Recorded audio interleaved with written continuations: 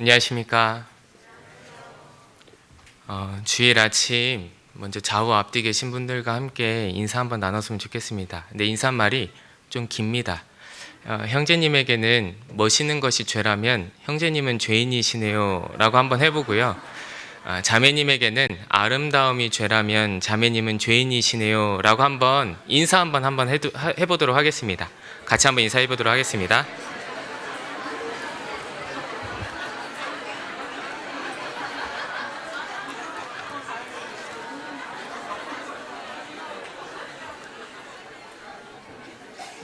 네, 감사합니다. 저는 앞서 소개해 주신 대로 2001년 8월 3일에 구원받고 지금 동탄교회에서 교제하고 있는 문주현 형제입니다. 동탄교회는 2020년도 11월에 수원교회에서 자립한 이후에 한 5년 정도 되었고 이번에 저희는 7차 학예 수양회를 지금 준비하고 있습니다. 서울 동대문교회는 4차 학예 수양회 많은 수고했다고 이렇게 전해 들었습니다. 또 이번에도 전도하시는 분들이 또 많다라고 들었는데요. 잠깐 학예 수양에 좀 말씀을 드리면 저번 어제까지 통계로는 11,603명 이렇게 참석했고요. 타차수가 2,300명. 그래서 타차수 참석자가 2,000명이 넘는 건 이번 차수가 이제 처음이라고 합니다. 그래서 아마 계속 차수가 거듭되면 거듭될수록 이제 마지막이라는 생각으로 아마 타차수 참석자가 더 늘 거라고 생각을 많이 해보게 됩니다. 그래서 저희도 동탄교회 이제 7차 학예 수양회를 준비하고 있는데 긴장도 많이 하고 기도도 많이 하고 있습니다. 전도도 전도고 또 봉사도 봉사고 아마 타차수에서 또 많은 분들이 또 전도하러 오실 거라고 예상을 해서 또 이번 또 학예 수양회 또 현재 지금 복음 말씀이 증거되고 있습니다. 그래서 같이 또 기도하는 마음으로 함께 또 말씀 같이 배웠으면 좋겠습니다. 제가 먼저 기도하고 같이 말씀 배우도록 하겠습니다. 저희를 사랑하시는 하나님 아버지 감사합니다. 저희를 죄악 가운데서 구원해 주시고 또 주님의 몸된 교회 안에서 양육받게 해주신 것 너무나 감사합니다. 또한 이렇게 주일 아침 함께 모여 같이 말씀 배우며 교제할 수 있는 모든 시간과 여건 무엇보다 마음까지 허락하여 주신 주님 너무나 감사합니다. 또 오늘 말씀 앞에 나온 믿음의 형제 자매들 또 귀한 말씀과 교제들로 저희 마음 가운데 주님의 은혜와 사랑을 가득 채워가는 귀한 시간이 될 수 있도록 도와주시기를 간절히 기도합니다. 또한 현재 수양관에서는 복음 말씀이 증거되고 있습니다. 또 동대문교회에서도 함께 복음 전하기 위해 참석하는 그 모든 영혼들 또 말씀 듣는 그 가운데 꼭 구원함을 얻고 돌아올 수 있도록 주님 그 마음 주장하여 주시기를 또 간절히 기도합니다. 또 남은 7차 학예 수양회 아무런 사건 없이 또 순적하게 잘 흘러갈 수 있도록 주님께서 도와주시고 그 준비하는 모든 손길 가운데 주님 더 큰 은혜와 사랑을 채워주시는 또 귀한 학예 수양회가 될 수 있도록 도와주시기를 간절히 기도합니다. 교제 시종 주님께만 온전히 의지합니다. 이 모든 말씀 우리 주 예수 그리스도 이름 받들어 기도드렸습니다. 아멘. 저 시작하는 말씀으로 시편 116편 같이 한번 찾아보도록 하겠습니다. 시편 116편 12절로 14절 말씀입니다.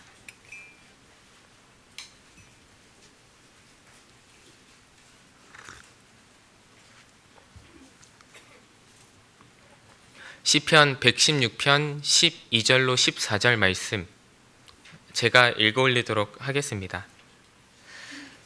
여호와께서 내게 주신 모든 은혜를 무엇으로 보답할꼬? 내가 구원의 잔을 들고 여호와의 이름을 부르며 여호와의 모든 백성 앞에서 나의 서원을 여호와께 갚으리로다. 12절 한 구절 저희 같이 한번 읽어보도록 하겠습니다. 여호와께서 내게 주신 모든 은혜를 무엇으로 보답할꼬? 참 많이 듣기도 하고 암송하는 구절이기도 한 것 같습니다. 저도 신앙생활 하면서 항상 이 구절 읽을 때마다 참 마음이 따뜻해지기도 하고 때로는 책망을 받기도 하고 때로는 감동을 받기도 하면서 이 말씀이 참 저희에게 많은 힘과 많은 느끼는 것들이 참 많다라고 생각을 합니다. 그래서 오늘은 12절로 14절을 통해서 이 보답이라는 것이 정확히 어떤 것인지도 한번 생각을 해보고 또 두 번째로는 이 보답하는 삶의 구체적인 모습도 한번 생각을 해보고 마지막으로 14절 말씀처럼 하나님의 은혜를 받은 자로서 이 보답하고자 하는 그 마음으로 반드시 신앙생활에 있어서 서원하는 마음이 있어야 된다라는 이 세 가지 측면에 대해서 좀 말씀을 드려보고자 합니다. 첫 번째, 우리 12절 방금 읽었던 말씀처럼 여호와께서 내게 주신 모든 은혜를 내가 무엇으로 보답할 수 있을까? 우리가 이 마음이 신앙생활이라고 이야기를 합니다. 우리 신앙생활을 한 단어로 좀 요약을 해보자면 보답이라고 할 수가 있을 거예요. 그러니까 보답하는 삶 자체가 이제 신앙생활이라고 할 수가 있을 겁니다. 이거는 내게 주신 모든 은혜를 무엇으로 보답할 수 있을까? 이 마음은 어떤 특별한 그리스도인의 마음이 아니라 은혜를 받은 사람이라고 한다면, 다시 말해 구원받은 그리스도인이라고 한다면 마땅히 품어야 되는 마음일 거다라는 생각을 굉장히 많이 해보게 됩니다.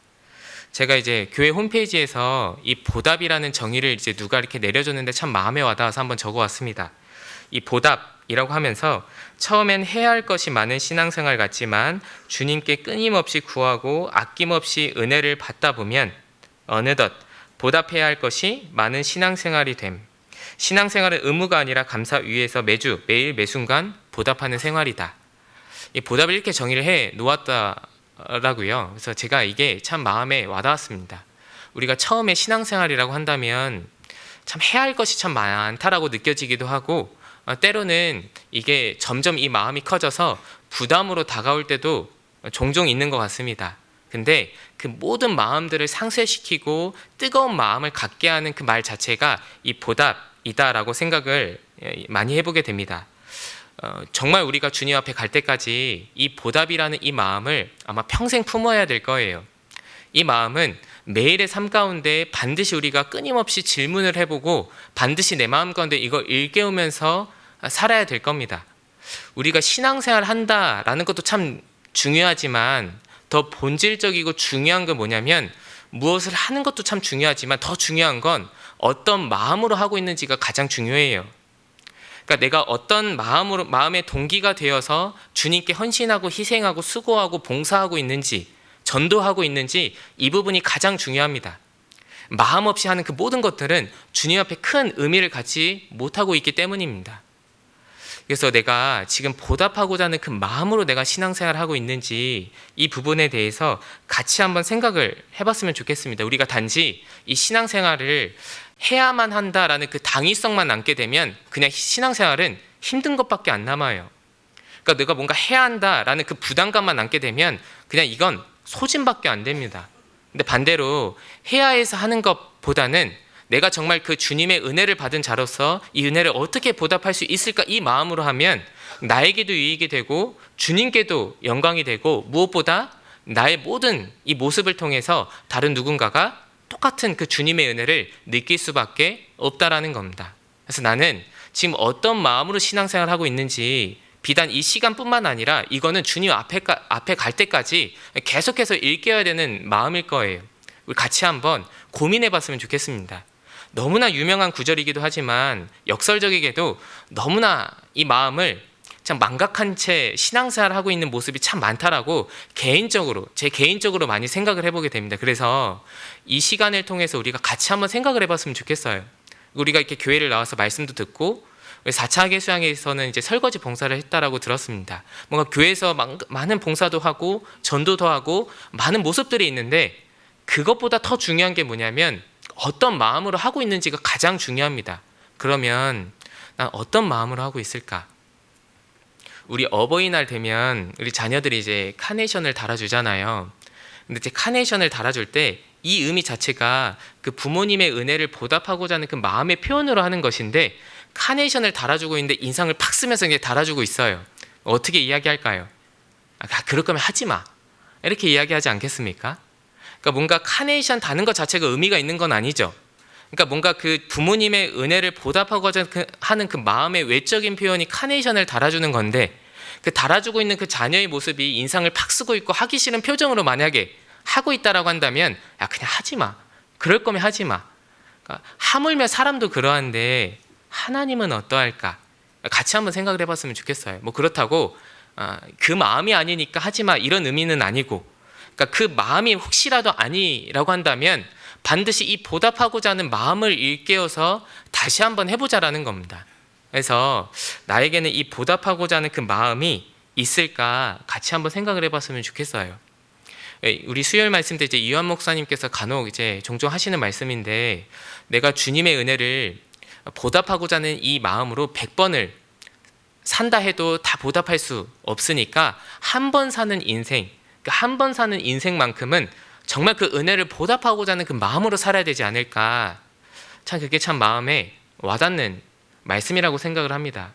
우리가 뭐 100번은 못 산다 하더라도 정말 주님 앞에 갈 때까지 한 번 사는 인생만큼은 은혜를 받았으니까, 그러니까 하나님의 한없는 사랑을 받았으니까 그거 알기 때문에 한 번 사는 인생만큼이라도 최대한 잘 살고 못 살고 이걸 떠나서 은혜를 보답하고자 하는 그 마음으로 우리가 신앙생활을 해야 되지 않을까, 이런 생각을 굉장히 많이 해보게 됩니다.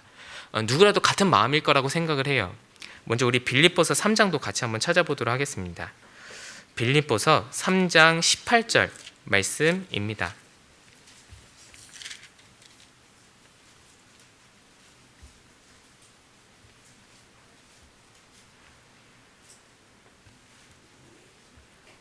빌립보서 3장 18절 말씀 찾으셨으면 제가 읽어 올리도록 하겠습니다.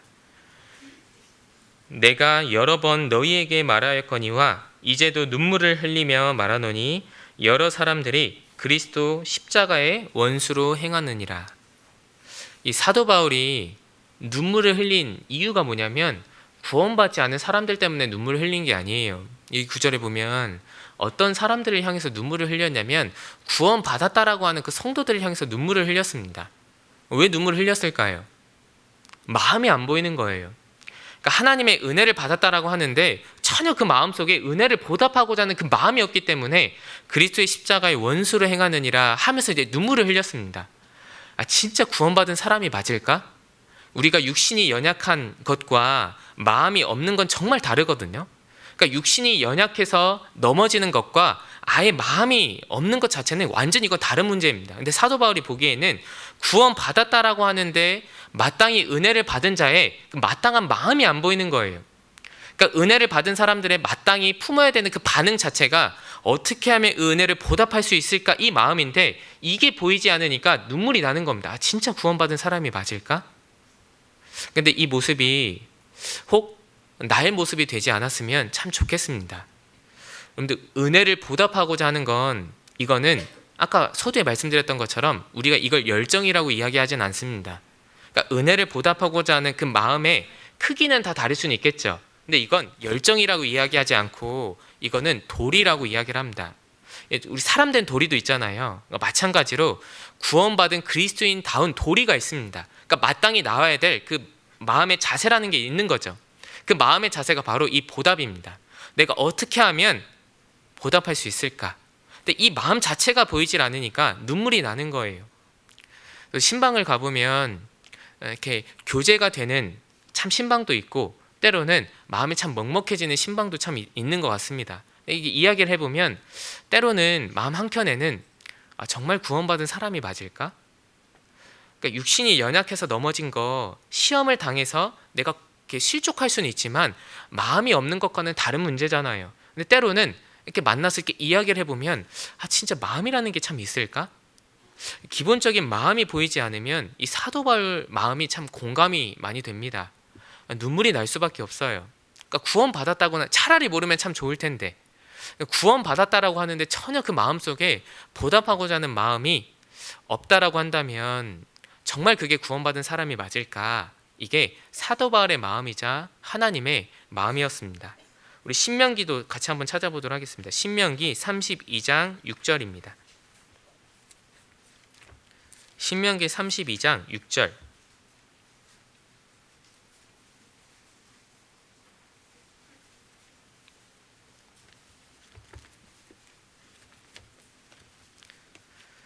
네, 신명기 32장 6절 말씀입니다. 이 6절 말씀은 저희 같이 한번 읽어보도록 하겠습니다. 우매무지한 백성아, 여호와께 이같이 보답하느냐? 그는 너를 얻으신 너의 아버지가 아니시냐? 너를 지으시고. 우매무지한 백성아, 여호와께 이같이 보답하느냐? 내 삶이 평가될 때 이런 말씀이 아니었으면 참 좋겠습니다. 우매무지한 백성아, 여호와께 이같이 보답하느냐? 내가 걸어온 길을 한번 내가 자세히 뒤돌아만 봐도 정말 내게 주신 그 은혜를 자연스럽게 일깨울 수밖에 없습니다. 근데 우리가 때로는 교회 안에서 보면 이러면 안 되지만 해주는 것, 해준다라고 느끼는 이렇게 생각할 때가 굉장히 많다라고 생각을 합니다. 그러니까 뭔가 해주는 게 아니죠. 우리가 교회를 위해 해주는 게 절대 아닙니다. 형제 자매를 위해 해주는 게 절대 아니죠. 하나님을 위해 해주는 것 절대 아닙니다. 그거는 올바른 마음은 아니에요. 말씀을 듣습니다. 이거는 나를 위해 듣는 거죠. 내가 어떻게 하면 주님의 자녀답게 살아갈 수 있을까? 이걸 배우기 위해 듣는 겁니다. 우리가 교제를 나오죠. 내가 세상 가운데 살아가면서 많은 때묻는 것들을 서로의 발을 씻기기 위해서 나오는 것이지 나와주는 게 아니죠. 어떤 분이 그러던데 나라는 사람은 하나님의 십자가 앞에 그 은혜 앞에 을 중에 슈퍼 을입니다. 갑이라는 게 있잖아요. 갑이 있으면 을이라는 것도 있잖아요. 을은 내 위치입니다. 이걸 내 마음속에 분명히 심겨놔야 될 거예요.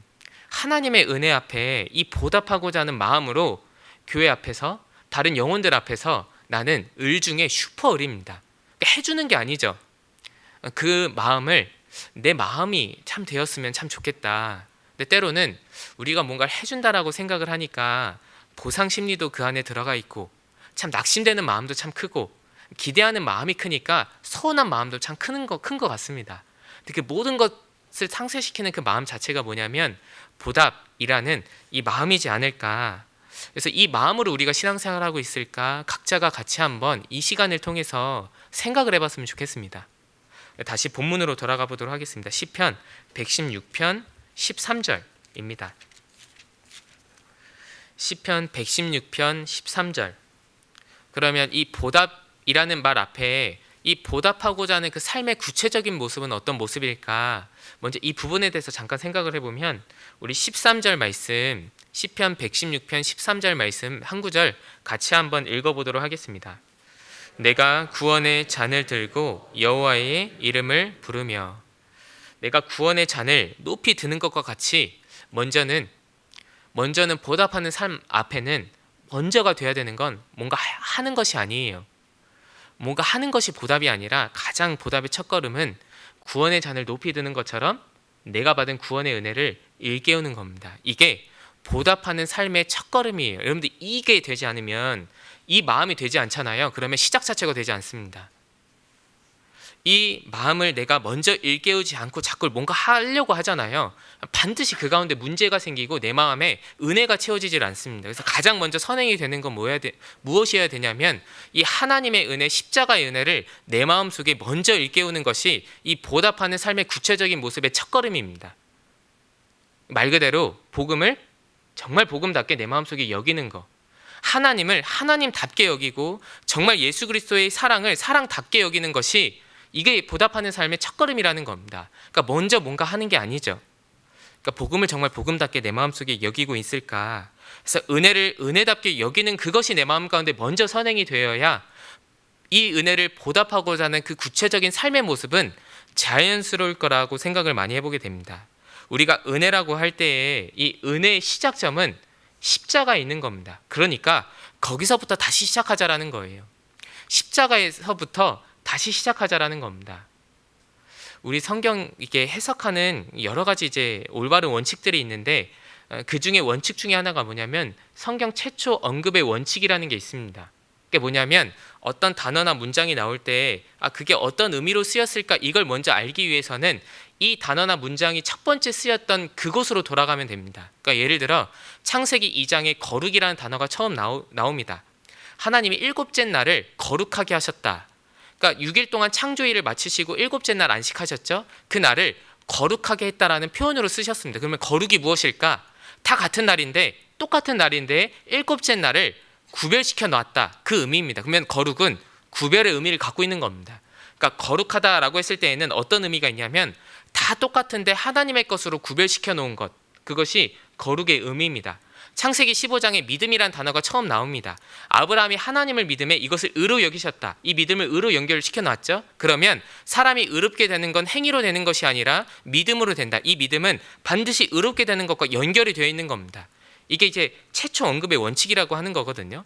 경외라는 단어는 창세기 22장에 아브라함이 자기 독자 이삭을 바칠 때 이 경외라는 단어가 처음 쓰였습니다. 그러니까 그곳으로 돌아가 보면 이 단어가 어떤 의미로 성경적으로 쓰였는지가 그때부터 이제 결정되기 시작을 하는 거예요. 그러면 은혜를 은혜답게 여기는 것이 보답하는 삶의 첫걸음이라고 했으니 은혜라는 단어가 성경에 처음 나온 구절은 어디일까요? 우리가 그곳으로 돌아가서 묵상을 해보면 이 은혜라는 단어가 우리 마음 가운데 새겨지고 이것을 바탕으로 보답하는 삶의 구체적인 모습이 자연스럽게 나올 수가 있겠죠. 그러면 은혜라는 단어가 성경에 처음 나온 구절이 어딜까? 창세기 6장입니다. 한번 찾아보도록 하겠습니다. 창세기 6장 먼저 7절 같이 한번 찾아보도록 하겠습니다. 창세기 6장 7절로 8절 말씀입니다.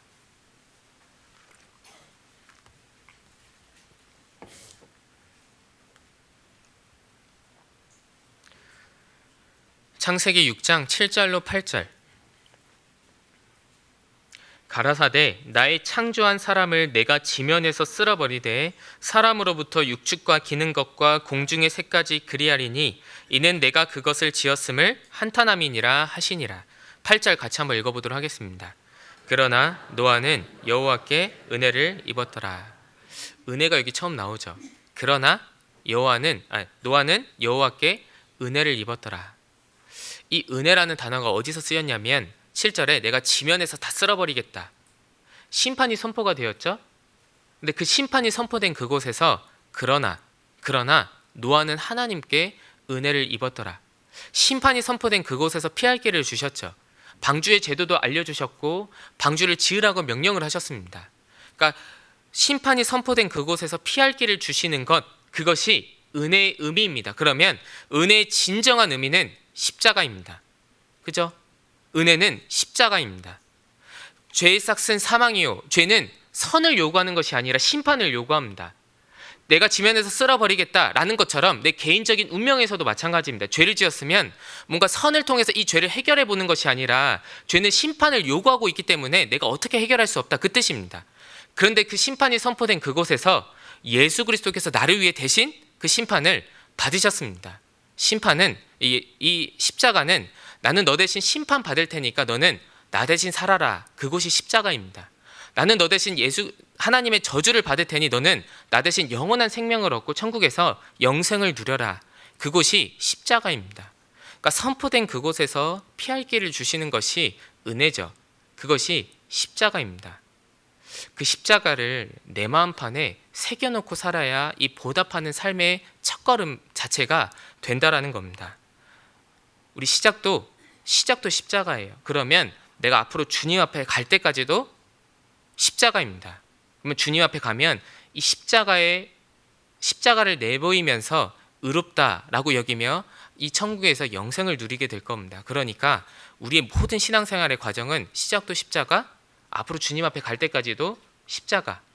우리가 이 십자가의 은혜를 절대로 내 마음판에 잊어버리지 말아야 됩니다. 우리가 십자가의 은혜로부터 멀어지면 시작 자체가 되지 않아요. 우리가 수고를 하고 희생도 하고 전도도 많이 하는데 교회 안에서 이렇게 여러 말씀들도 듣는데 우리가 구원의 연수가 쌓이면 쌓일수록 어떤 마음이 가장 커져야 되냐면 이 십자가의 사랑이 더 커져야 되는 겁니다. 이 십자가의 은혜가 커져야 되는 것이지 내 생각이 강해지고 내 성격, 내 개성이 강해진다라는 건 결코 하나님 앞에 합당한 모습은 아닐 겁니다. 그래서 여러분들 마음에 정말 내 마음에 지금 십자가의 은혜가 얼마나 채워져 있죠? 그게 너무나 중요한 문제가 되는 거죠. 이거는 여러분들이 내가 주님 앞에 갈 때까지 끊임없이 일깨워야 돼야 되는 말씀이라고 생각을 합니다. 분주한 삶에 정말 내가 활력을 내 마음속에 일으켜주는 것이 십자가입니다. 삶에 지쳐있는 나를 다시 회복시켜주는 것도 십자가예요. 그 십자가를 내 마음판에 그려놓고 살면 그 어떤 것도 아무런 문제가 되지 않습니다. 제가 항상 이렇게 자주 하는 건데 우리가 신앙생활 하다 보면 참 힘든 일들도 참 많고 정말 이렇게 예기치 않은 사건 사고들도 참 많잖아요. 그리고 나에게 상처 주는 사람들도 많이 만나게 됩니다. 그때 우리 어떻게 하죠? 내 마음판에 여러분들 십자가를 그려놓고 살면 아무 말도 안 나와요. 진짜 내 마음이 정말 힘들고 낙심이 될 때 여러분들 마음에 그냥 십자가를 한번 그려보셔요. 아무 말도 안 나옵니다. 십자가는 내 연약함을 담당해주는 정말 큰 힘이 돼요. 용서하기가 그렇게 힘드십니까? 그러면 정말 내 마음판에 한번 십자가 한번 그려놔 보셔요. 그러면 용서 못할 사람 단 한 사람도 없습니다.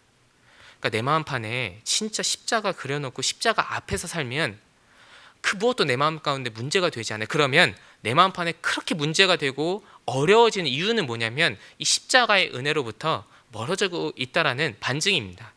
그래서 지금 내 마음 가운데 이 십자가가 얼마나 채워져 있을까? 근데 십자가는 기초적인 것도 아니고 초보적인 것도 아니에요. 이 십자가는 그냥 내 신앙생활의 전부입니다. 우리가 이렇게 말씀들을 많이 들으시는데 새로운 계시를 새로운 진리들을 깨닫는 시간들은 아니죠. 수요 말씀 여러 부서들 회별로 이렇게 주일 말씀에 이렇게 오셔서 말씀을 듣는데 새로운 진리가 선포되는 시간들은 아닙니다. 어떤 시간들이죠? 내가 잠깐 잊고 살았던 이 십자가의 은혜를 다시 한번 일깨우는 시간들인 거예요. 정말 십자가의 은혜가 내 마음속에 얼마나 채워져 있을까? 내가 주님 오실 때까지 끝까지 내가 붙들어야 될 진리가 되는 겁니다. 그래서 그 마음을 우리 다시 한번 일깨우자라는 거예요. 일깨워지지 않으면 내 마음속에 그 어떤 것도 은혜가 될 수 없어요. 우리 로마서 같이 한번 찾아보도록 하겠습니다. 로마서 11장 6절입니다.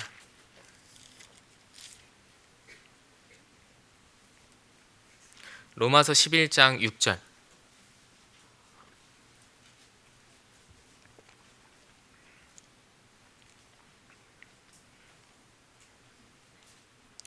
로마서 11장 6절. 제가 읽어 올리도록 하겠습니다. 만일 은혜로 된 것이면 행위로 말미암지 않음이니 그렇지 않으면 이후 구절 같이 한번 읽어보도록 하겠습니다. 은혜가 은혜되지 못하느니라. 그렇지 못하면, 그렇지 않으면 십자가의 은혜가 여러분들 마음속에 일깨워지지 않으면 은혜가 내 마음속에 은혜되지 못해요. 4차 하계수행에 참 봉사 많이 하셨죠. 고생 많이 하셨습니다. 진짜 은혜가 내 마음속에 되셔요? 소진이 아니죠. 우리가 교회에서 이렇게 봉사하고 말씀 듣고 뭔가 누군가를 위해 희생하고 수고하고 복음 전하는 그 모든 것들은 소진이 되는 게 아닙니다. 이거 내 마음속에 이게 명확하게 정리가 돼야 될 거예요. 주일날 오셔서 이렇게 주일 이렇게 찬양도 해주셨고 이렇게 교회학교 봉사도 하셨습니다. 지금은 이제 주일 점심 식사를 위해서 봉사하고 계시는 그 손길들도 있을 겁니다. 이건 여러분들 소진이 아닙니다. 뭐 하는 시간들이죠? 채워지는 시간들입니다. 진짜 내 마음속에 그러면 그런 것들이 채워지십니까? 같이 한번 이 부분에 대해서 한번 생각을 해봤으면 좋겠어요. 제가 이제 저희 교구 식구들에게도 같이 한번 이렇게 교제했던 내용인데 저희들 7차 하계수양의 동탄교회는 주차 수송 봉사를 맡았습니다. 어떤 봉사도 쉽지 않은 봉사지만 특히 이제 주차 수송 봉사는 쉽지 않은 봉사라고 생각을 합니다. 항상 교제하는 내용이지만 우리가 이 모든 것들은 소진을 시키는 일들은 아니다. 참 감사한 거잖아요. 그러니까 교회 안에서 내가 뭔가를 봉사한다라는 거 참 감사하죠. 그러니까 이 모든 것들이 많이 채워져 왔으면 참 좋겠다. 꼭 우리 같이 한번 채워져 와보자. 이런 교제 참 많이 했던 것 같습니다. 마찬가지입니다. 우리가 정말 이 모든 것들이 내 마음속에 은혜가 되기 위해서는 이 십자가 은혜가 내 마음속에 일깨워져야 그 모든 것들이 은혜가 됩니다. 은혜가 되지 않는 이유가 뭐죠? 교회가 문제가 아니죠. 봉사가 문제가 아니죠. 다른 어떤 형제 자매가 문제가 아니죠. 누가 문제죠? 내 마음에 십자가의 은혜가 사라진 게 그게 가장 큰 문제라는 겁니다. 그러니까 우리가 시작도 십자가의 은혜로 시작했기 때문에 반드시 이 마음을 잃지 말고 주님 앞에 갈 때까지 이 마음 붙들고 살아가는 거예요. 그러니까 놓지 말자라는 겁니다. 그래서 여호와께서 내게 주신 모든 은혜를 무엇으로 보답할고 첫걸음은 내가 구원의 잔을 높이 드는 것처럼 이 내가 먼저 받은 이 구원, 이 복음을 내 마음속에 정말 복음답게 여기는 그 마음이 먼저 내 마음속에 필요할 겁니다. 그러면 모든 것들이 내 마음속에 은혜로 채워질 거예요. 힘들어도 그래도 은혜로 채워질 겁니다. 진짜 속상한데 끝에는 내 마음에 은혜로 채워져요. 상처로 남는 게 아니라 결국 그때 끝에는 반드시 하나님께서 내 마음속에 은혜로 채워집니다. 그래서 은혜가 은혜되지 못하느니라, 이 모습이 나의 모습이 되지 않았으면 좋겠습니다. 그래서 실제로 우리 설교의 황태자라고 불렸던 이 찰스 스펄전 목사님이 계시잖아요. 지금 시중에도 이제 설교집들이 많이 남겨져 있는데, 이제 그분이 이제 죽기 직전에 이제 임종을 앞두고 거의 유언처럼 남긴 말이 있습니다. 제자들이 물어봤어요. 그렇게 이제 수많은 명설교들을 남기셨는데 선생님의 설교를 요약하면 어떤 걸로 요약이 될 수 있겠습니까? 이렇게 물어봤는데, 실제로 이제 찰스 스펄전 목사님이 내 설교는 딱 4단어로 요약될 수 있습니다 라고 해서 유언처럼 남긴 말이 있어요. 물론 영어로 했겠죠. Jesus died for me. 예수 그리스도께서 나를 위해 죽으셨다. 이게 내 설교의 전부입니다. 유언처럼 남기고 죽으셨습니다. 우리가 신앙생활 함에 있어서 어떤 신학적인 거창한 교리가 필요한 게 아니죠. 해박한 성경적인 지식이 필요한 게 아닙니다. 삶은 분주하고 삶은 참 어려워도 마음은 참 단순해야 될 거예요. 그러니까 어떤 신앙적인 교리나 거창한 교리가 필요한 게 아니라 우리에게 가장 필요한 건 뭐냐면 이 십자가의 은혜입니다. 이거 딱 하나만 붙들고 살아도 전혀 신앙생활 하는데 지장이 없습니다. 우리 초대교회 성도들은 지금처럼 성경의 해석이 풀려져 있었던 시대는 아니죠. 그러니까 성경이 체계적인 이런 걸로 이렇게 자리 잡지 못했던 시대입니다. 그럼에도 불구하고 목숨을 내놓고 전도할 수 있었던, 정말 자기 몸을 불사르고 헌신할 수 있었던 그 힘은 어떤 신학적인 교리나 성경적인 지식이 아니라 예수 그리스도께서 나를 위해 죽으셨고 나를 위해 부활하셨다. 이거 딱 하나 붙잡고 살았습니다. 그 하나 딱 붙잡으니까 어떤 죽음의 위험 앞에서도 전혀 굴할 수가 없는 거예요. 이 모습이 우리의 모습이 되었으면 좋겠습니다. 내 신앙생활을 딱 한마디로 요약하면 예수님께서 나를 위해 죽으셨다. 이것밖에 없는 겁니다. 다른 그 무엇이 필요한 게 아니에요. 그러니까 이거 붙잡고 우리 살아가자라는 겁니다. 이걸 놨을 때 그때부터 내 신앙생활의 어려움과 갈등들과 많은 문제들이 생겨날 겁니다. 이걸 우리가 성경에서는 처음 사랑이라고 이야기를 하잖아요. 순수하고 참 열렬한 사랑, 첫사랑이라고 이야기를 합니다. 이 첫사랑 잃지 말자라는 거예요. 요한계시록 2장 같이 한번 찾아보도록 하겠습니다. 요한계시록 2장 2절 말씀입니다.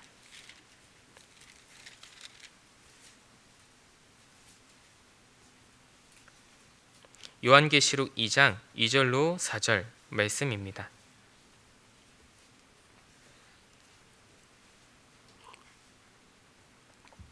성령님께서 이제 교회들에게 하시는 말씀인데 에베소 교회에서 이제 성령님께서 하시는 말씀이라고 하고, 요한계시록 2장 2절로 4절 제가 읽어 올리도록 하겠습니다. 내가 내 행위와 수고와 내 인내를 알고 또 악한 자들을 용납지 아니한 것과 자칭 사도로 하되 아닌 자들을 시험하여 그 거짓된 것을 내가 드러낸 것과 또 내가 참고 내 이름을 위하여 견디고 게으르지 아니한 것을 아노라. 4절 같이 한번 읽어보도록 하겠습니다. 그러나 너를 책망할 것이 있나니 버렸느니라. 에베소 교회는 참 본이 되는 모습이 참 많았죠. 행위도 있었고 수고도 했고 인내도 했고 악한 자들을 용납지 않은 지식도 있었고 게으르지 않았습니다. 부지런했거든요. 근데 4절에 그러나 너를 책망할 것이 있나니 너는 처음 사랑을 버렸다. 그러니까 다 좋은데 가장 잃지 말아야 될 것을 그들은 잃어버리고 살았습니다. 가장 버리지 말아야 될 것을 버리고 살았기 때문에 그래서 책망받은 거예요. 그러니까 다 좋은데 딱 하나 가장 중요한 그거 하나가 없어서 책망받았습니다. 마치 100 빼기 1은 99인데 100 빼기 1이 0이 되는 것처럼 그 가장 중요한 처음 사랑을, 이 십자가의 사랑을 그들은 놔버리고 살았기 때문에 어떤 좋은 모습이 있다 하더라도 주님 앞에 큰 의미를 갖지 못하고 있었기 때문에 그래서 책망받은 거예요. 근데 이게 우리의 모습이 되어버리면 안 될 거라고 생각을 합니다. 우리가 시작을 십자가로 했잖아요. 시작을 십자가로 했으니까 그 십자가 꼭 붙잡고 살아가자라는 겁니다. 그러니까 시작은 십자가로 했는데 왜 그렇게 사람이 내 마음속에 그렇게 문제가 될까? 사안과 형편 때문에 왜 그렇게 내 마음에 문제가 될까? 우리 시작은 그렇게 안 했잖아요. 시작은 그렇게 안 했는데 왜 살아가면서 어려움이 온다 해서 내게 누군가 다른 나를 상처 주는 사람을 만난다고 해서 그렇게 왜 내 마음에 문제가 될까? 우리가 사람 때문에 형편이 좋아서 시작한 게 아니잖아요. 우리가 십자가 때문에 시작을 했는데 왜 그 다른 것들 때문에 그렇게 왜 내 마음에 문제가 될까? 그러니까 십자가를 내 마음속에 놓고 살 때가 굉장히 많다라는 겁니다. 제가 교회 안에서 처음 했던 봉사가 지금의 이제 이렇게 화면이 잘 나오는데 그때는 이제 빔을 쏴서 봤기 때문에 누군가는 이제 꼭 불을 꺼줘야 이제 화면이 보였던 그런 시절이 있었습니다. 그래서 이제 강대상에 보통 이제 이렇게 불 끄는 게 있었는데 시설이 좀 열악한 곳에서는 좀 멀리 떨어진 곳에 이제 불을 이제 끄는 것이 있어서 제가 처음에 그런 봉사를 했습니다. 이제 집회 때 제가 불을 끄고 켜고 이제 목사님의 그 손놀림에 맞춰서 이때쯤 넘길 것 같다 하면 이제 불을 꺼주고 켜주고 제가 한 주 동안 얼마나 행복했는지 몰라요. 야, 이렇게 전도는 못해도 내가 이제 복음이 전해지는 그 현장에서 이렇게 쓰임 받을 수 있구나. 이렇게 한 주간 진짜 행복하게 이제 봉사했던 그런 기억이 있거든요. 근데 진짜 희한한 건 뭐냐면 시간이 흘러가니까 이 봉사는 나랑 좀 맞지 않은데? 어느 순간 이 마음이 올라와요. 처음에는 그렇게 시작 안 했는데 이 봉사는 내 성격과 좀 맞지 않은데? 어느 순간 기준이 뭐냐면 하나님의 은혜가 아니라 내가 기준이 되어버렸다라는 겁니다. 이 형제자매랑은 좀 맞지 않은데? 이 형제자매 봉사하는 그 부서는 좀 피하고 싶다.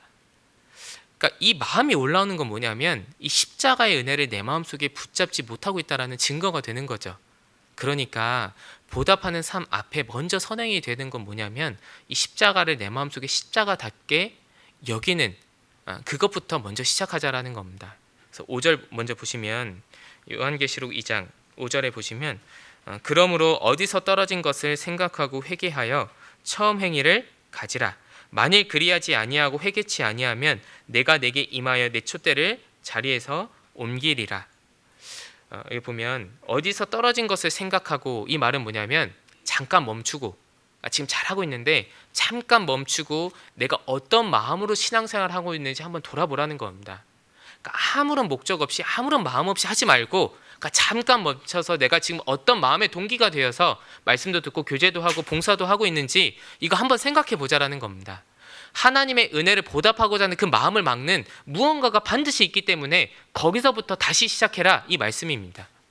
마치 부활하신 예수님께서 베드로에게 찾아오셔서 내가 나를 사랑하느냐 이 사랑 끊임없이 이 3번이나 질문하시고 베드로에게 사명을 맡겨주셨잖아요. 마찬가지로 이건 여러분들이 스스로 내 마음속에 자문자답해 보셨으면 좋겠습니다. 지금 내가 어떤 마음으로 신앙생활을 하고 있을까? 내가 나를 사랑하느냐? 이 사랑의 질문을 내 마음속에 끊임없이 질문을 던져보고 반드시 그 질문에 대답을 할 수 있어야 됩니다. 그리고 그 대답을 통해서 내가 보답하는 그 삶의 구체적인 모습이 나오는 거예요. 근데 그 시간들이 계속 생략이 되면 나에게도 은혜가 되지 않아요. 여러분들 나도 억지로 하는 그것이 하나님께 정말 기쁨이 될 수 있을까? 나에게도 원망과 시비로 하는 그 일들이 다른 누군가에게 하나님의 은혜를 끼칠 수 있을까? 한번 생각해 보자라는 겁니다. 그러니까 잠깐 멈추고 내가 지금 어떤 마음으로 신앙생활을 하고 있는지 우리 같이 한번 생각해 보자라는 거예요. 우리 갈라디아서 3장 같이 한번 찾아보도록 하겠습니다. 갈라디아서 3장 1절 말씀입니다.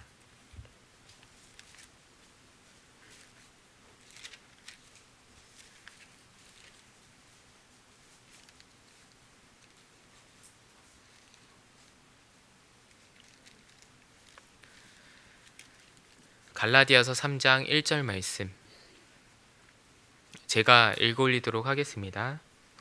어리석도다 갈라디아 사람들아 예수 그리스도께서 십자가에 못 박히신 것이 너희 눈앞에 밝히 보이거늘 누가 너희를 꾀더냐. 너희 눈앞에 예수 그리스도께서 십자가에 못 박히신 것이 밝히 보이거늘 누가 너희를 꾀더냐. 여러분들은 지금 무엇이 내 눈앞에 밝히 보이세요? 같이 한번 생각해 봤으면 좋겠습니다. 예수 그리스도께서 십자가에 못 박히신 것이 너희 눈앞에 밝히 보여야 되거늘 누가 너희 마음을 꾀더냐. 우리 마귀는 구원을 빼들어 갈 수는 없어도 자꾸 내 마음속에 구원의 은혜를 빼들어 가고자 계속 내 마음에 시험도 주고 많은 유혹들을 주기도 하죠. 지금 여러분들 앞에 눈앞에 밝히 보이는 것이 혹시 교회 문제라고 한다면 정말 합당치 않은 모습일 겁니다. 지금 내 눈앞에 밝히 보이는 것이 형제 자매의 티라고 한다면 정말 합당치 않은 거예요. 우리가 신앙생활 하면 할수록 여러분들 무엇이 더 밝히 보여야 될까요? 교회 문제점? 형제 자매의 티? 아닙니다. 뭐가 먼저 보여야 되죠? 십자가입니다. 이게 진짜 가장 크게 보여야 돼요. 간혹 이런 간증 들을 때마다 좀 속상합니다. 구원받을 때에는 참 형제 자매들이 천사같이 보였는데 시간이 흐르니까 그렇지 않더라. 네, 여러분들 그건 신앙생활을 잘못 배워도 진짜 한참은 잘못 배운 겁니다. 연약한 사람들을 통해서 일하시는 하나님이 신앙의 연수가 쌓이면 쌓일수록 더 밝게 보여야 되는 거지, 교회의 안 좋은 점이나 형제자매의 티가 더 밝게 보인다라는 건 신앙생활을 잘못 배워도 정말 한참을 잘못 배운 겁니다. 그래서 지금 내 눈앞에 밝게 보여야 되는 것이 그리스도의 십자가여야 되는 것이지, 다른 그 어떤 상황과 형편과 교회의 문제점이 보여야 되는 것이 결코 아닌 겁니다. 그래서 내가 의도적으로라도 이 예수 그리스도의 십자가, 그 하나님의 은혜를 보려고 부단히 노력을 하셔야 되는 겁니다. 우리가 보답한다라고 했을 때 그 모든 시작점이 십자가 있는데, 좀 구체적으로 좀 더 생각을 해보면 이 보답하는 삶의 구체적인 모습은 마음 낮춰놓으면서 사는 겁니다. 그러니까 겸손한 삶이 이 십자가 은혜를 보답하는 삶의 구체적인 모습이 된다라는 거죠. 우리 이사야서 38장 같이 한번 찾아보도록 하겠습니다. 이사야 38장 1절입니다.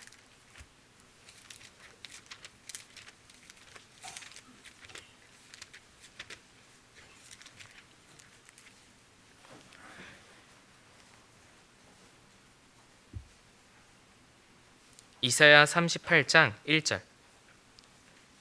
이제 히스기야 왕이 죽을 병에 드니까 이제 하나님 앞에 간구하는 내용입니다. 38장 1절에 보면 그 즈음에 히스기야가 병들어 죽게 되니 아모스의 아들 선지자 이사야가 나와서 이제 당신은 죽게 될 겁니다, 이렇게 이야기를 해요.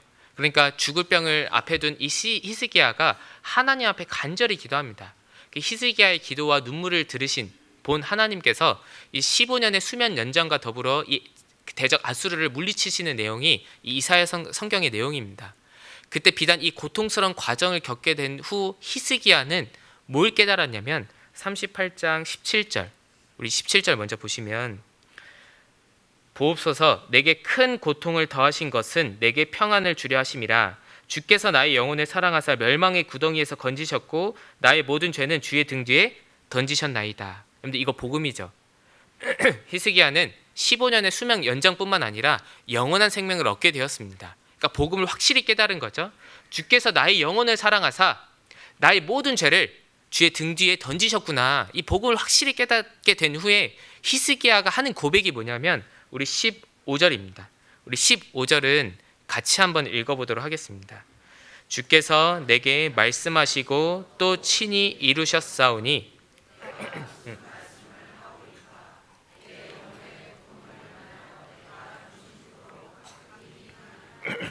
내가 종신토록 가끈히 행하리이다. 원어의 뜻으로 보면 천천히 행하다, 말 그대로 겸손히 행하다. 그러니까 평생 동안 나 마음 낮추면서 살아가겠습니다. 그러니까 고백을 한 겁니다. 이게 시편 116편 12절 말씀과 같은 맥락이라고 생각을 합니다.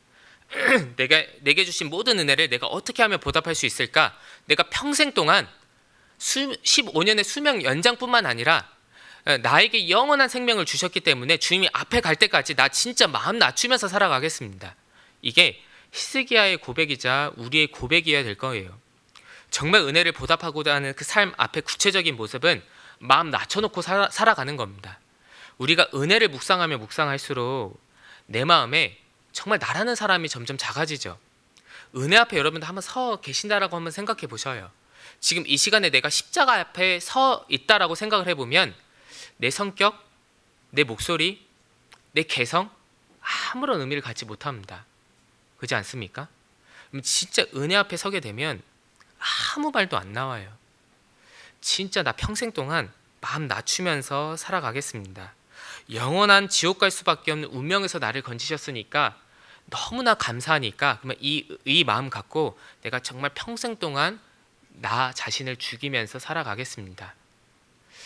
이 고백이 여러분들 우리의 마음의 결단이 돼야 될 거예요. 우리 수요 말씀 때 군인 정신에 대해서 이제 말씀을 하셨는데 요한이 씨 제정신이 아닌 것 같다고, 내 정신이라고 하잖아요. 그러니까 내 정신으로 살아가지 않는 것이 진짜 군인 정신이다. 그러니까 참 공감이 많이 되었습니다. 우리 십자가 앞에 서면 나라는 사람이 점점 작아지다가 결국 없어지죠. 교회 안에서 여러분들 신앙생활 하면 할수록 내 목소리는 점점 작아져야 될 거예요. 더욱더 순종의 모습으로 나아가야 될 겁니다. 해봤으니까 뭐 이렇지 내 경험이 더 강해지는 것이 아니라 교회 안에서 하나님의 말씀 앞에서 나 자신은 더욱더 낮추면서 점점 작아져야 될 겁니다. 제가 그 주차 수송 봉사를 예전에 처음 이제 해봤는데 거의 열이면 거의 10분 정도는 이제 주차 안내 잘 따라 주십니다. 근데 아주 간혹 100분 중에 한 분은 잘 안 따라 주시는 분들이 간혹 계셔요. 자, 한번 퀴즈 한번 내보겠습니다. 그 잘 안 따라 주시는 분은 어떤 분일까? 첫 번째, 수양관에 처음 오신 분. 두 번째, 이제 막 구원 받으신 분. 세 번째, 수양관을 많이 와보시고 구원 받은 지 오래되신 분. 우리 몇 번일까요? 보통 공감하시나 봐요. 제가 한 번은 이렇게, 여기 있다 주차하시면 안 되고 저 올라가셔야 됩니다. 갑자기 창문을 내리시면서 아니 우리도 저번에 이 봉사했는데 여기다 됐다고 여기다 왜 안 되냐고 막 이렇게 따지시는 분이 계셨습니다. 어떻게 해야 될까요? 원망과 시비가 없어야 되니? 그러면 그렇게 주차하시라고 이제 보냈는데 제가 마음 한켠에 어떤 생각이 들었냐면 나는 저러지 말아야겠다. 진짜 봉사를 해본 게 맞을까? 이런 생각도 들었습니다. 우리가 하면 할수록 내 마음속에 은혜를 보답하고자 하는 마음이 사라지잖아요. 그러면 어떤 게 강해지냐면 나라는 사람이 진짜 강해집니다. 근데 교회는 효율과 비율 이런 걸 따지기 이전에 하나가 되는 게 참 중요한 거죠. 그러니까 순종해 주는 게 참 중요한 거죠.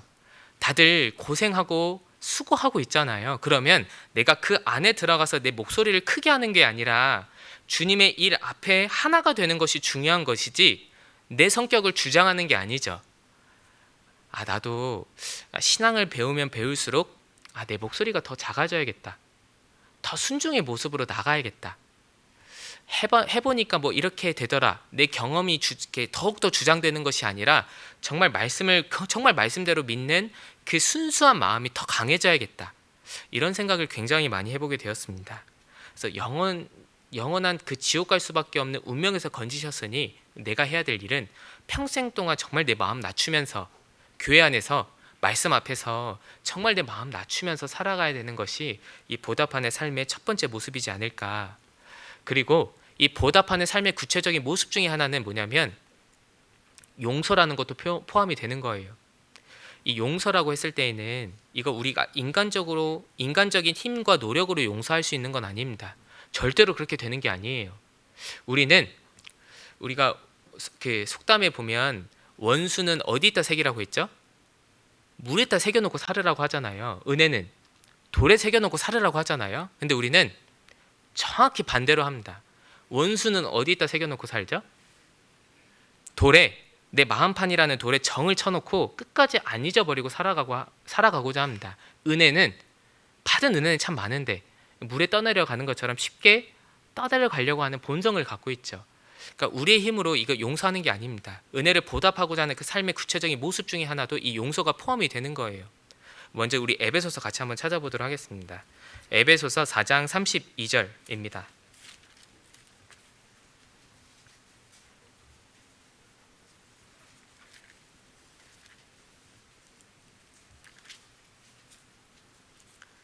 에베소서 4장 32절 말씀은 저희 같이 한번 읽어보도록 하겠습니다. 에베소서 4장 32절 말씀입니다. 서로 인자하게 하며 불쌍히 여기며 서로 용서하기를 하나님이 그리스도 안에서 너희를 용서하심과 같이 하라. 서로 인자하게 하며 불쌍히 여기며 서로 용서하기를 하나님이 그리스도 안에서 너희를 용서하신 것과 같이 똑같이 해주라는 겁니다.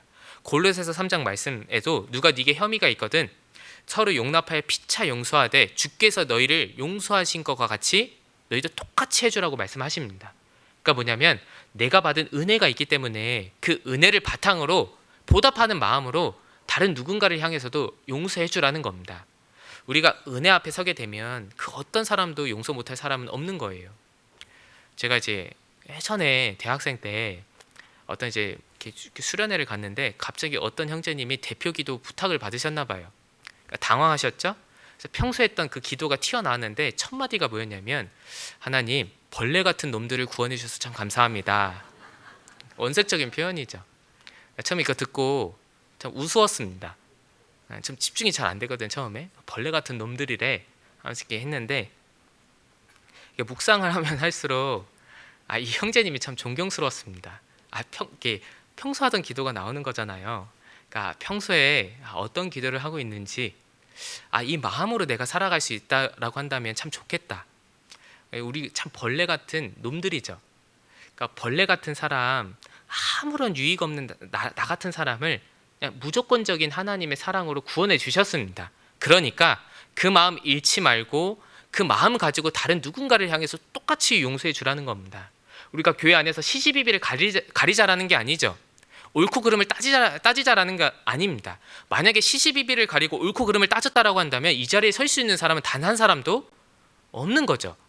내가 지금 이 자리에 있는 것 자체가 누군가가 나를 용서해 줬기 때문에, 무엇보다 하나님의 용서가 있었기 때문에 이 자리에 있는 겁니다. 그러니까 그 은혜를 일깨우면서 다른 누군가를 향해서도 똑같이 무조건적으로 용서해 주라라는 겁니다. 용서의 개념 자체도 여러분들 빚을 탕감하다라는 원어적인 뜻을 갖고 있습니다. 그래서 마태복음 18장에 1만 달란트의 빚진 자의 비유를 용서 말씀하시면서 예수님께서 쭉 비유를 풀어내시잖아요. 그러니까 용서 자체가 빚진 것을 탕감하다라는 뜻을 갖고 있습니다. 그러면 한번 질문해 보겠습니다. 이 탕감해 주는 건 돈을 빌려준 사람이 하는 것일까요? 빌린 사람이 하는 것일까요? 탕감해 주는 건 빌려준 사람이 하는 것일까? 빌린 사람이 하는 것일까? 빌려준 사람이 하는 거잖아요. 그게 용서입니다. 뭐냐면 피해자가 가해자를 용서해 주는 것이 진짜 성경의 진짜 용서의 개념입니다. 그러니까 내가 받은 용서가 그렇다라는 거예요. 연약하고 원수되었고 하나님과 아무런 유익이 없었던, 아무런 상관없었던 나를 그냥 무조건적으로 용서해 줬기 때문에 그거 바탕으로 똑같이 누군가를 용서해 주라는 거예요. 교회 안에서 받은 상처가 너무 커서 때로는 교회를 떠나시는 분들도 계십니다. 근데 그 엄밀히 말하면 내가 받은 상처가 크기 때문이 아니라 내 마음속에 복음이 작아졌기 때문입니다. 내 마음속에 이게 명확하게 정리가 되어야 될 거예요. 어떤 상처도 십자가의 은혜보다 큰 건 없습니다. 어떤 문제도 십자가보다 큰 건 없어요. 그러니까 엄밀히 말하면 그 상처가 크고 문제가 크기 때문이 아니라 내 마음속에 복음이라는 것이 십자가의 은혜가 작아졌다라는 증거가 되는 거예요. 그래서 내 마음속에 이 은혜를 보답하고자 하는 그 삶의 구체적인 모습 중에 하나도 이 용서라는 개념이 있는 겁니다. 그러니까 누군가 그러더라고요. 우리 TV 프로그램에 보면 금쪽이라는 그 단어를 쓰는 그 TV 프로그램이 있던데, 이제 문제가 있는 아이들을 이제 잘 양육해서 교육시켜서 이제 탈바꿈하는 그런 프로그램이 있다라고 이야기를 하더라고요. 거기서 이제 아이들을 실명으로 거론하지 않고 금쪽이라고 표현을 합니다. 어떤 분이 이제 간증하다가 누군가에게는 다 신앙의 금쪽이가 있었다. 공감이 되었습니다. 그죠? 신앙의 금쪽의 시절을 지나가고 있는 분들도 계실 거예요. 지나오신 분들도 계시고 지금 계속 용서를 받고 계시는 분들도 계실 겁니다. 그러니까 내가 지금 이 교회 안에 있는 거예요. 그러니까 누군가 다 그런 시절도 있었고, 만약에 내 행동을 하나하나 다 정죄를 했다라고 한다면 이 자리에 설 수 있는 사람은 단 한 사람도 없습니다. 비단 이거는 어떤 누군가의 특별한 마음이 아니라 은혜를 받은 자라면 마땅히 품어야 될 마음이라고 생각을 합니다. 우리 고린도후서 6장도 같이 한번 찾아보도록 하겠습니다. 고린도후서 6장 11절입니다.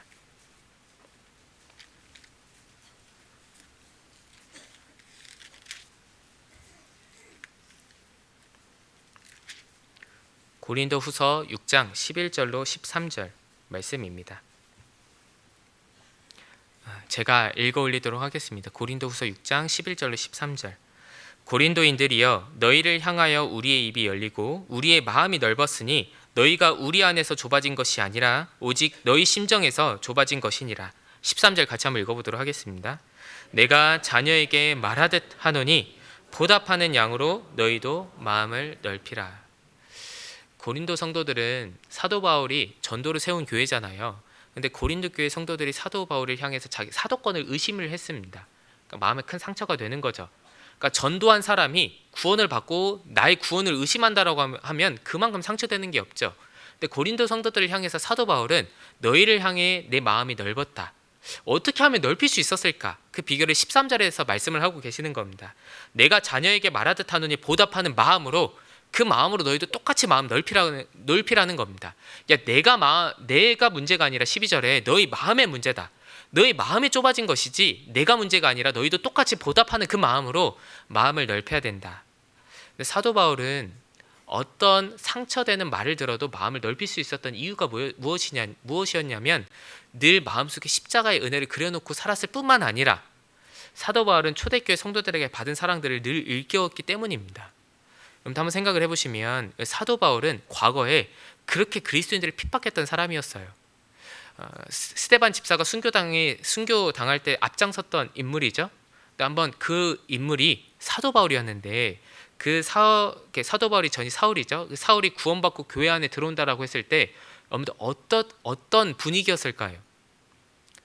그러니까 과거에 사도 바울로 인해서 정말 경제적인 피해를 봤던 성도들도 분명히 있었을 거고, 심지어는 건강까지 잃었던 성도들도 분명히 있었을 거고, 옥살이 지금 하고 있었던 성도들도 분명히 있었을 겁니다. 무엇보다 스데반 집사가 순교당했을 때 그 스데반 집사의 유족들도 분명히 교회 안에 있었을 거예요.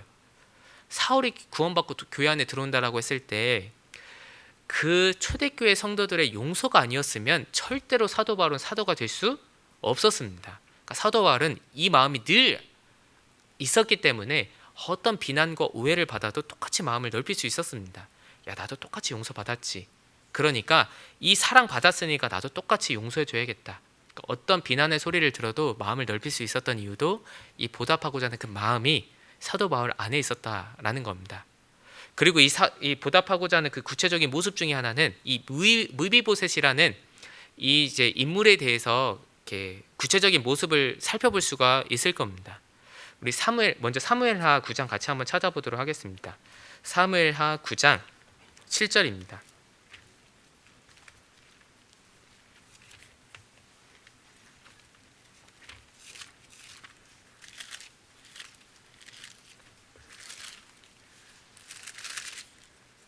사무엘하 9장 7절 8절입니다.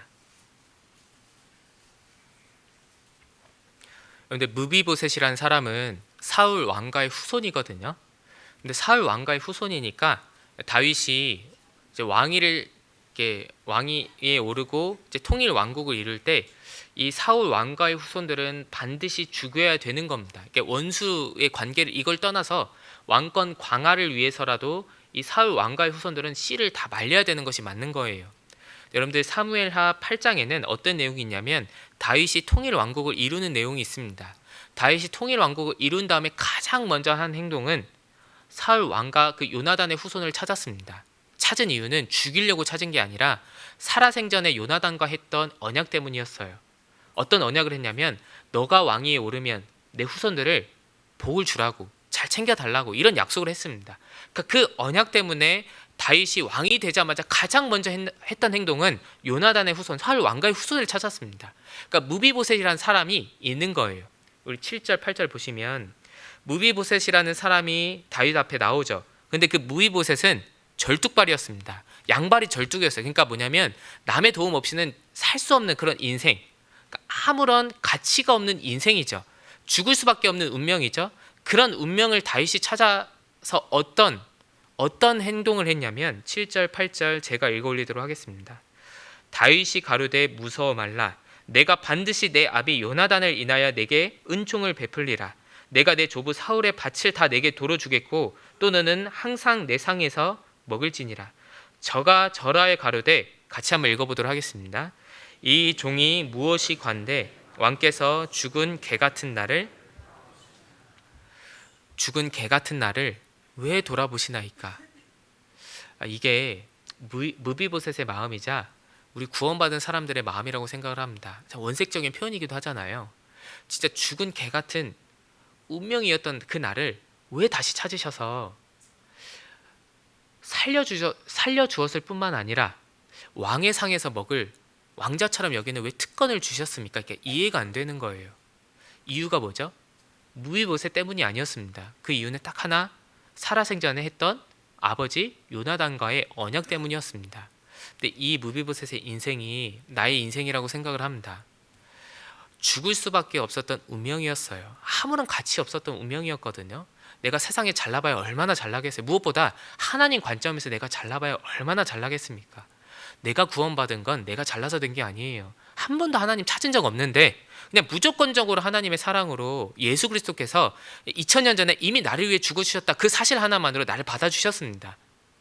그 하나만으로 나를 받아주셨으니까 죽은 개 같은 그 인생을 나를 받아주셨으니까 평생 동안 이 마음 내가 붙잡고 살아가겠습니다.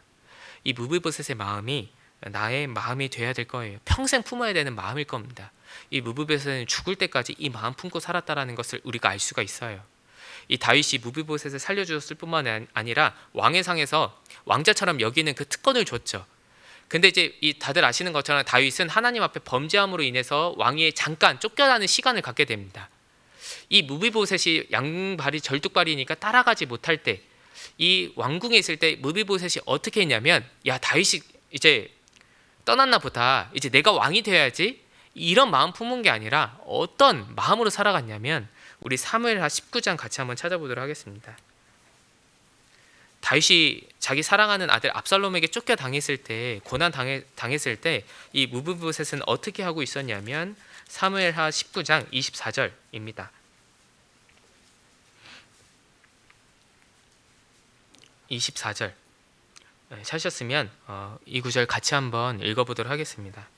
사울의 손자 무비보셋이 내려와서 왕을 맞으니 저는 왕이 떠난 날부터 평안히 돌아오는 날까지 그 발을 맵시내지 아니하며 그 수염을 깎지 아니하며 옷을 빨지 아니하였더라. 근데 다윗의 고난에 비록 따라가지 못하더라도 다윗의 고난에 함께 동참하고자 한 거예요. 나를 살려주었을 뿐만 아니라 왕자처럼 여기는 그 은혜를 평생 붙잡으면서 다윗이 비록 왕궁에 쫓겨나 있을 그때에도 발을 맵시내지도 않았습니다. 옷을 빨지도 않았죠. 수염을 깎지 않았습니다. 그 의미는 뭐냐면 다윗의 그런 고난에 함께 동참하겠다, 그 마음입니다. 이 마음이 고난에 함께 동참하는 이 모습이 은혜를 보답하는 삶의 구체적인 모습이 될 거예요. 우리가 지금 너무나도 이제 신앙생활 어려운 가운데 하고 있고, 구차한 중에 그 두 랩돈을 드렸던 과부처럼 어려운 상황 속에서 신앙생활하고 있다라는 것을 주님은 더 잘 아십니다. 그런데 조금이라도 더 이 고난에 함께 동참할 수 있었으면 참 좋겠습니다. 한 걸음 내디뎠으면 좀 더 한 걸음 더 내딜 수 있고, 교회가 가는 그 방향에 같이 보조를 맞춰서 한 걸음만 더 내디뎠으면 좋겠습니다. 이게 보답하는 삶의 구체적인 모습입니다. 난 여기까지야, 내 한계를 딱 정해놓지 말고 보답하는 삶, 그 무조건적으로 내 삶을 부여받았기 때문에, 영원한 생명을 얻었기 때문에 그 마음 가지고 고난에 조금이라도 더 동참하고자 하는 그 마음으로 우리가 함께 했으면 좋겠습니다. 방관자가 아니라 적극적으로 내 마음을 함께하는 그곳에 두는 것이 이 보답하는 삶의 모습이자 이 무비보셋의 모습이고, 그것이 비단 오늘날 살아가는 우리의 모습이 되어야 될 거예요. 우리가 함께하지 않으면 다른 누군가에게 이 짐이 더 부과됩니다. 그러면 더 힘들어져요. 우리가 각자의 사정이 있죠. 형편도 있고 이유가 있습니다. 그것이 결코 작다라는 의미가 아니에요. 그런데 각자의 형편과 이유가 있는데 그것들이 하나님을 향한 나의 마음을 막지 않았으면 좋겠습니다. 그 형편도 있고 이유가 있고 어려운 거 다 있는데 그것이 봉사에 대한 나의 마음, 전도에 대한 나의 마음을 막지 않았으면 좋겠어요. 내가 동참하지 않으면 다른 누군가 하겠지. 그러면 그 사람은 더 힘들어집니다. 교회가 더 힘들어져요.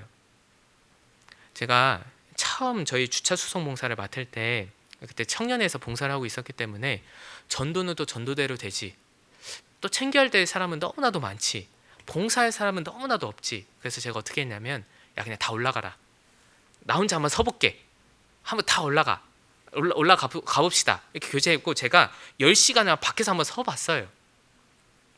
하고 나서 집에 돌아서 후회를 했습니다. 힘들어서 후회가 한 게 아니라, 야 힘들어도 같이 하면 다 더 좋았을 텐데 왜 혼자 해서, 혼자 하면 혼자 하잖아요. 진짜 아무런 의미가 없습니다. 힘든 것밖에 없어요. 근데 힘든데 같이 하잖아요. 같이 하면 진짜 그보다 더 위로가 되고 마음에 채워지는 건 없어요. 그러니까 힘들어도 같이 이걸 나누면 내 마음속에 더 채워지는 부분들이 있습니다.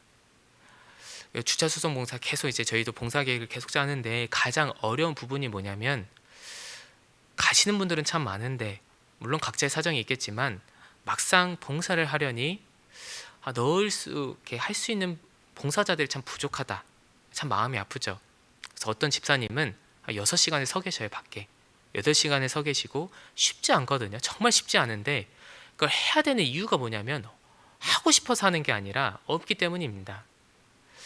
조금만 더 도와주면, 우리가 조금 더 마음 모아주면 교회가 가는 그 방향에 맞춰서 같이 힘을 얻고 은혜도 얻고 더 하나님의 역사가 더 크게 나타날 텐데, 내가 뒤로 빠지는 그 순간부터 누군가는 더 힘들어지고 하나님의 역사는 제한이 된다라고 생각했으면 좋겠습니다. 마치 무비보셋이 고난에 동참했던 것처럼 내가 은혜를 보답하고자 하는 그 마음으로 지금도 수고하고 희생하고 봉사하고 계시지만 조금만 더, 내가 더 발걸음을 낼 수 있으면 조금만 더 한 걸음 내딛어서 적극적인 마음으로 함께 동참했으면 좋겠습니다.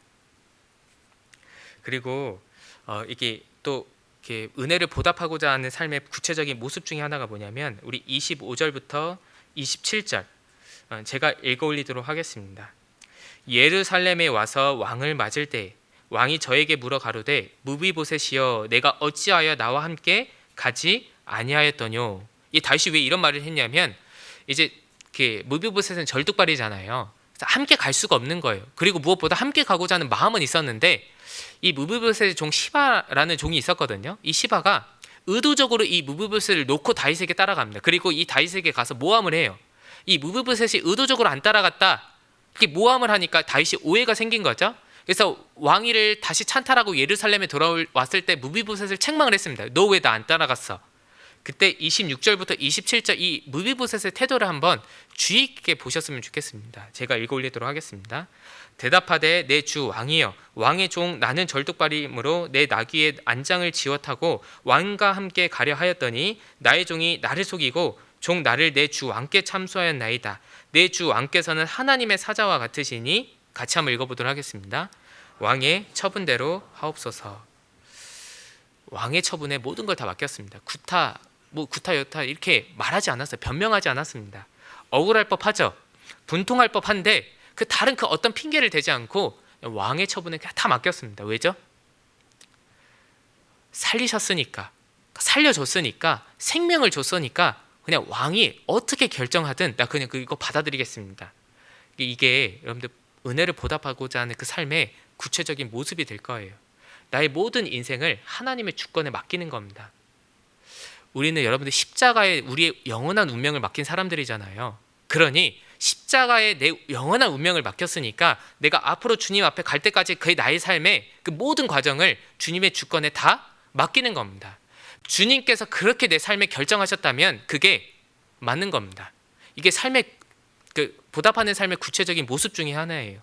왕의 처분대로 하옵소서. 다윗이 어떻게 결정하든 그게 맞는 거다. 이게 무비보셋의 마음이자 우리의 마음이 되었으면 좋겠습니다. 우리 28절은 같이 한번 읽어보도록 하겠습니다. 내 아비의 온 집이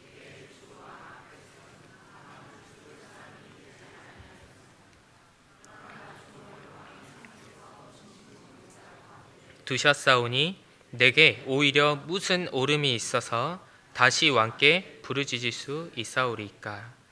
내 아비의 온 집이 내 주 왕 앞에서는 다만 죽을 사람이 되지 아니하였었나이까. 그러니까 당신이 나를 살리셨으니까 그러면 내 삶을 어떻게 하든지 당신이 알아서 하십시오.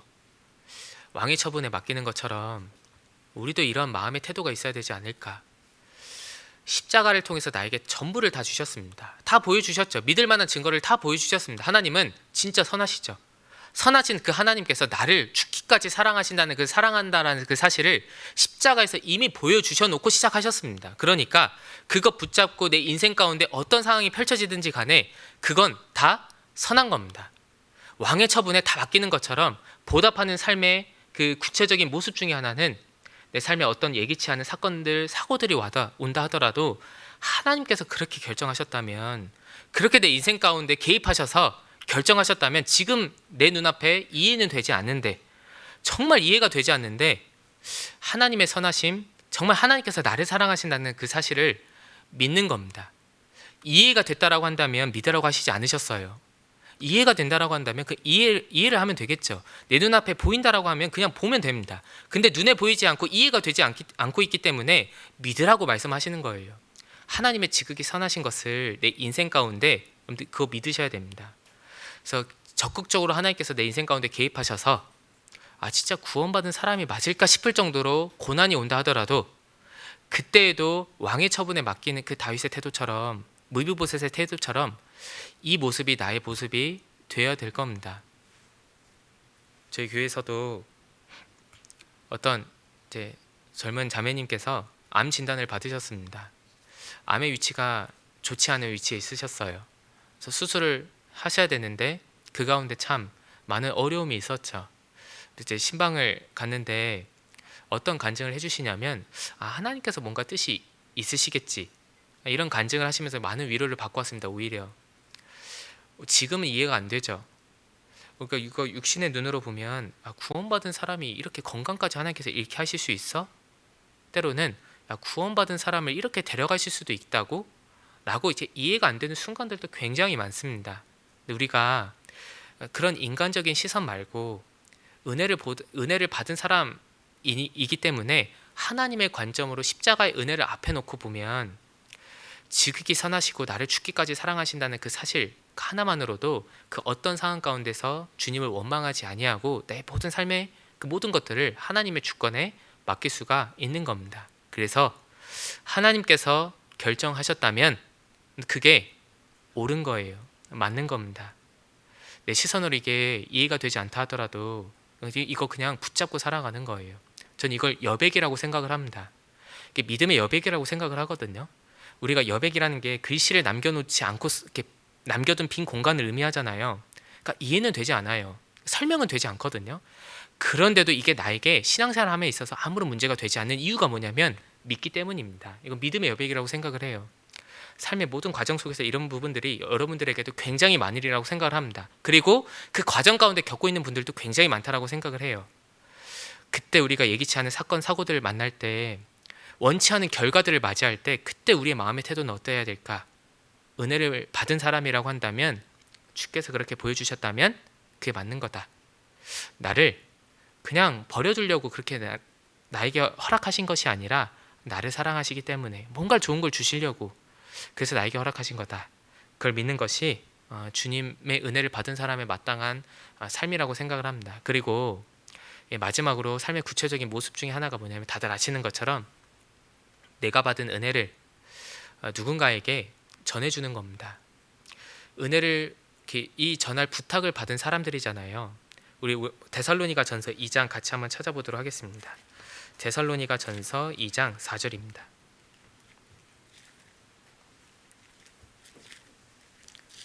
데살로니가 전서 2장 4절.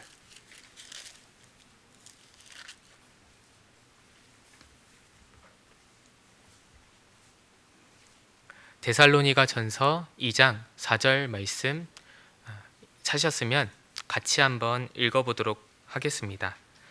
오직 하나님의 옳게 여기심을 입어 복음 전할 부탁을 받았으니 우리가 이와 같이 말함은 사람을 기쁘게 하려 함이 아니오 오직 우리 마음을 감찰하시는 하나님을 기쁘시게 하려 함이라.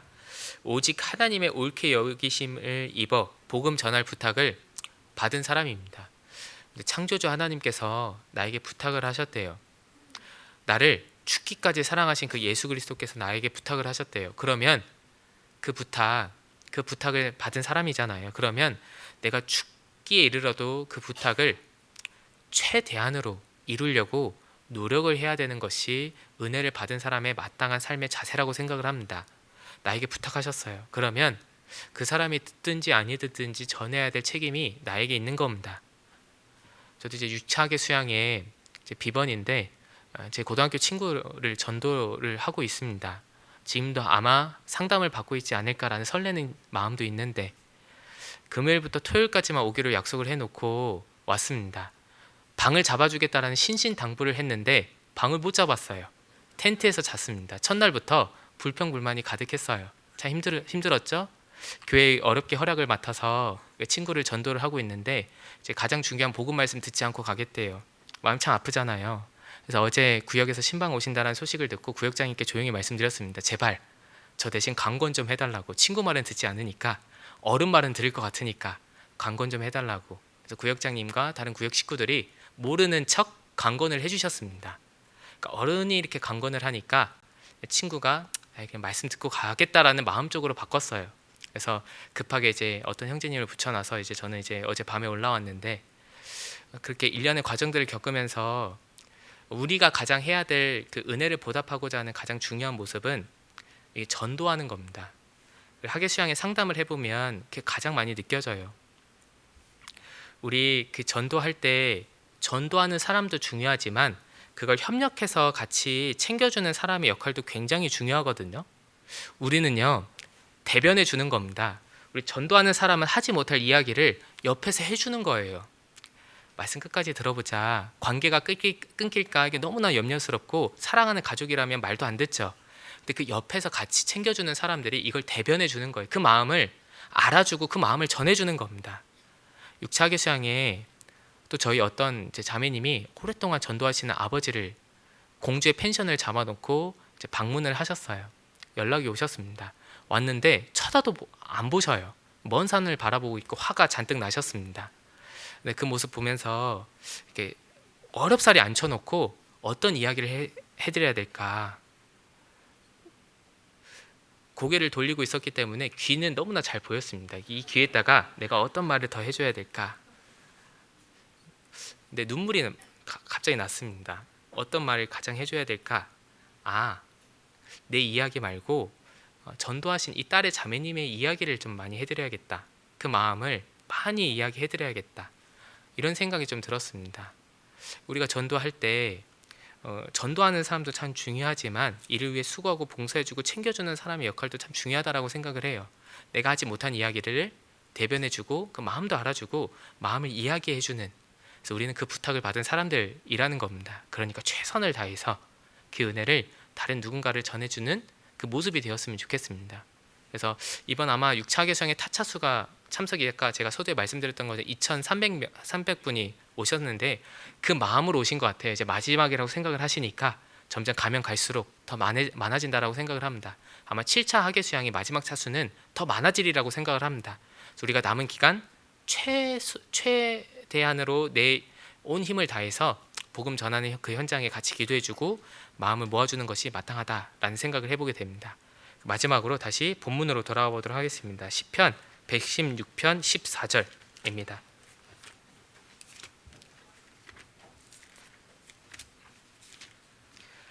한 구절 읽고 마치도록 하겠습니다. 시편 116편 14절 같이 한번 읽어보도록 하겠습니다. 여호와의 모든 백성 앞에서 나의 서원을 여호와께 갚으리로다. 하나님의 은혜를 받은 사람에게는 자연스러운 서원하는 마음이 생깁니다. 이 서원은 굳은 결심, 굳은 결단이라고 할 수가 있을 거예요.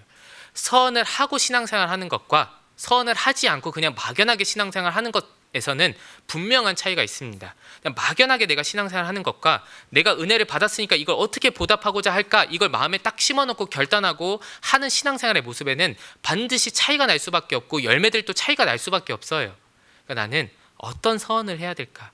은혜를 받은 사람답게 나는 구약시대 나시린이 있었다라고 한다면 이 은혜를 받은 사람의 그 서원하는 마음을 바탕으로 오늘날 내가 이 서원하는 마음 가지고 주님 은혜에 조금이라도 보답하고자 하는 그 삶을 살았으면 좋겠습니다. 그래서 제가 세 가지 측면에 대해서 말씀을 드렸는데요. 개인적으로 한번 이 은혜라는 거 내 마음속에 묵상을 해보시고 일깨워 보시고 또 서원해 보시면 좋은 시간이 되었으면 참 좋겠습니다. 제가 기도하고 또 이후에 있는 또 일정 진행하도록 하겠습니다. 저희를 사랑하시는 하나님 아버지 감사합니다. 저희를 죄악 가운데서 구원해 주시고 또 주님의 몸된 교회 안에서 양육받게 해주신 것 너무나 감사합니다. 매일의 삶 가운데 주님의 은혜를 마음속에 일깨우며 이 은혜를 보답하고자 하는 그 삶으로 살아갈 수 있도록 저희 마음을 주장하여 주시고 더 큰 은혜와 사랑을 저희 마음 가운데 가득 채워주시기를 간절히 기도합니다. 또 현재 또 6차 하계 수양에 또 전도로 또 봉사로 말씀 전하는 그 모든 시간들로 수고하는 모든 손길 가운데 주님 더욱더 함께하여 주셔서 더 큰 은혜와 사랑으로 채워주시고 또 아직 구원받지 못한 영혼들 또 이후에 있는 말씀을 통해서 또 상담을 통해서 구원받을 수 있도록 도와주시고 계속 말씀 앞에 연결될 수 있도록 도와주시기를 간절히 기도합니다. 또 마치고 돌아오는 모든 순간까지도 주님 안전하게 돌아올 수 있도록 도와주시고 끝나는 그 기간 아무런 사건 없이 또 안전하고 또 순적하게 또 마칠 수 있도록 도와주시기를 간절히 기도합니다. 이후에 있는 모든 시간 주님께만 온전히 의지합니다. 이 모든 말씀 예수님 이름으로 기도드렸습니다. 아멘.